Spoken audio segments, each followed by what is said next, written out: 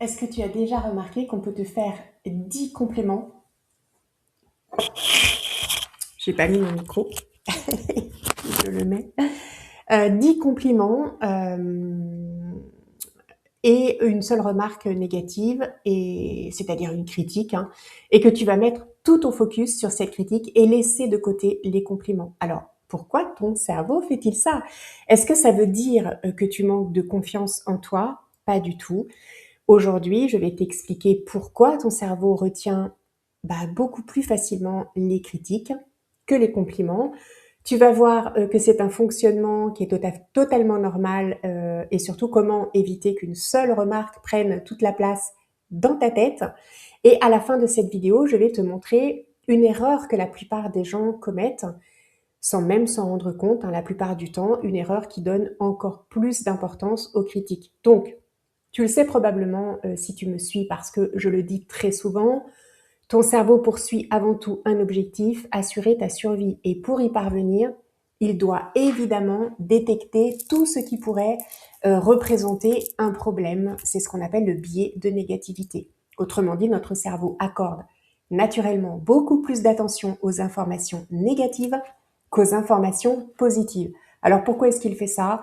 Eh bien parce que pendant des centaines de milliers d'années, repérer un danger était évidemment beaucoup plus important que remarquer quelque chose d'agréable. Hein. Imagine que tonton et tata Cro-Magnon, ou tata Cro-Mignonne, j'aime bien dire ça, se promènent dans la brousse. Il y en a un qui admire le paysage, le coucher de soleil et pose son attention uniquement sur ça, et l'autre va remarquer un bruissement étrange dans les hautes herbes.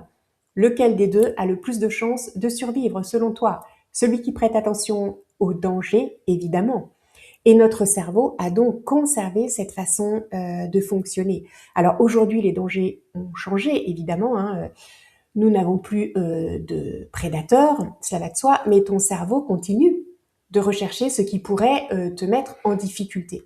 Par exemple, une critique devient une difficulté et c'est une information qu'il va juger prioritaire. Mais ce n'est pas la seule raison, parce que ton cerveau est aussi extrêmement sensible au regard des autres. Pourquoi? Eh bien, parce que là également, pendant une grande partie de notre évolution, être rejeté par son groupe pouvait mettre la survie en danger. Et le cerveau a donc développé une vigilance particulière face aux signes de rejet. Alors, une critique peut être interprétée inconsciemment, évidemment, comme un risque pour ton appartenance au groupe. On va prendre un exemple classique. Tu fais une présentation devant tes collègues.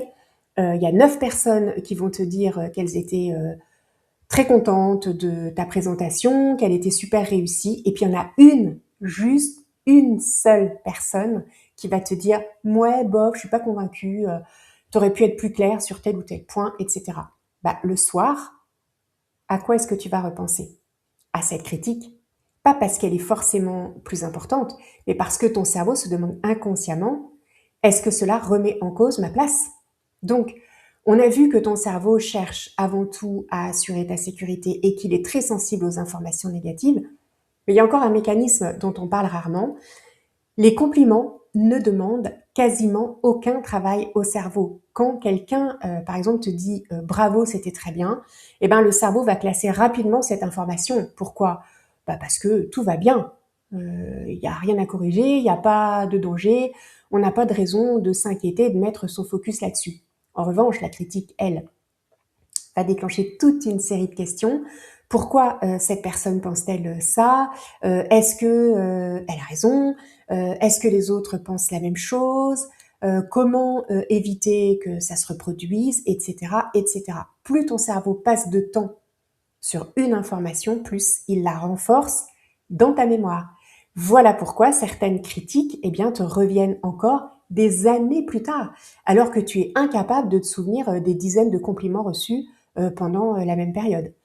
Alors voici maintenant l'erreur dont je te parlais au début de cette vidéo. Après une critique, il y a beaucoup de personnes qui cherchent immédiatement à se rassurer. Par exemple, elles vont demander l'avis des autres. On l'a tous fait ça. Elles vont repenser à la scène pendant des heures. Ça aussi, on l'a tous fait. Elles vont analyser chaque détail et parfois aussi se dire « Ah, j'aurais dû dire ça, réagir comme ça. » Bref, on refait l'histoire. Et le problème, eh bien, c'est que ton cerveau interprète ce temps passé sur la critique comme un signal. Il se dit, si on y réfléchit autant, c'est que c'est important. Il continue en fait à lui donner encore plus de poids, plus de place et plus de volume. Donc, la prochaine fois que tu reçois une critique, repense déjà à cette vidéo et puis surtout, essaie plutôt de te poser cette question. Est-ce que cette remarque, est-ce que cette critique-là représente toute la réalité ou seulement une partie de cette réalité? Puis ensuite, demande-toi quelles sont les informations positives que mon cerveau est en train d'ignorer. Et ça ne veut pas dire que tu cherches à penser positif, hein, ça veut tout simplement dire que tu aides ton cerveau à prendre en compte l'ensemble des informations et pas uniquement celles qui attirent naturellement son attention. Alors si tu veux aller plus loin et apprendre une méthode concrète pour sortir des ruminations et des scénarios catastrophes, je détaille tout ça dans mon guide qui s'appelle Quand ton cerveau s'emballe. Tu trouveras le lien dans la description ou en commentaire. Et si tu crois que ton cerveau voit la réalité telle qu'elle est, ce n'est pas toujours vrai, et notamment pour les souvenirs qui ne se sont jamais réellement passés comme tu t'en souviens. Alors ça paraît étonnant, mais notre mémoire est beaucoup moins fiable en fait qu'on ne le croit. Et comprendre ça, eh bien, change complètement la façon dont on regarde certaines blessures, certains conflits aussi et même certaines peurs. J'en parle dans ma prochaine vidéo. Si tu ne veux pas la louper, eh bien abonne-toi et je te dis à bientôt.